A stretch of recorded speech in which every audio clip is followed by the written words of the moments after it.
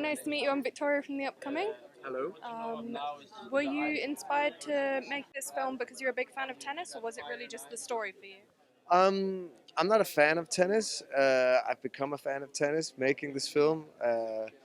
I am very interested in people that are able to drive themselves to the edge and beyond in some kind of pursuit of a sense of purpose, or in some sort of pursuit of greatness.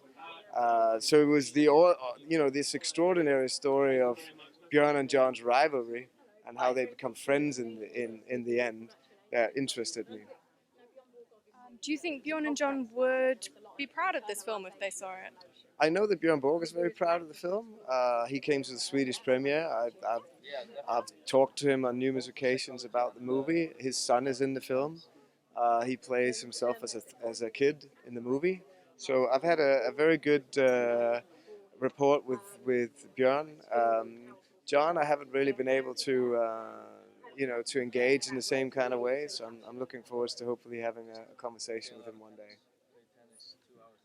What did you use? How did you film the tennis matches? Was it the real actors doing it? Was it on a green screen? Most of it is real. Shia and Sverige, did a huge preparation for these roles. They practice tennis every day for more than half a year. Of course, that doesn't make you the best tennis player in the world. I mean, they could practice for their entire life and still not be Björn and John.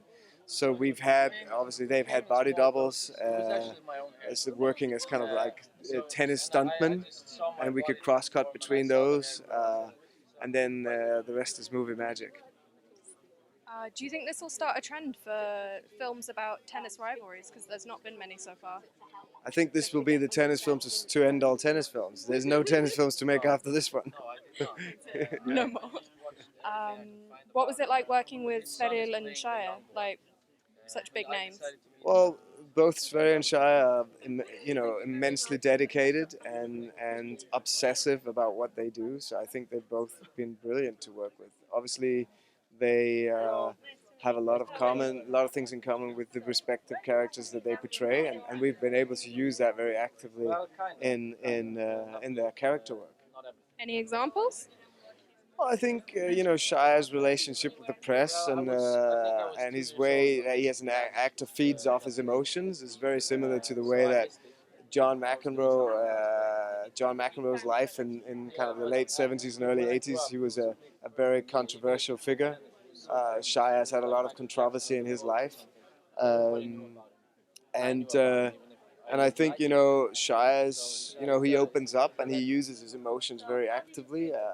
Some would call it method acting. I know he would never use that term, but John McEnroe was someone who used his emotion, his frustration, his anger, and turned it into something extraordinary. And that's really a very rare thing to be able to do. Well, thank you so much for speaking with us. Thank you. Well, I think it was always clear that we needed to get the tennis right for the movie to work. I mean, the drama has to be there for the tennis to be interesting. It's like any movie, a story about human beings, a story about human behavior. So those are the things that interest me. But if the tennis didn't work, all that would fall apart.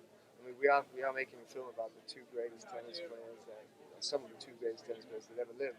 So they need to look like that, and that was a very, very tough job to do that prep. Sverige and Shia each worked, for 6 to 8 months every day, practicing tennis. Just being able to sell that part of the story was a huge job.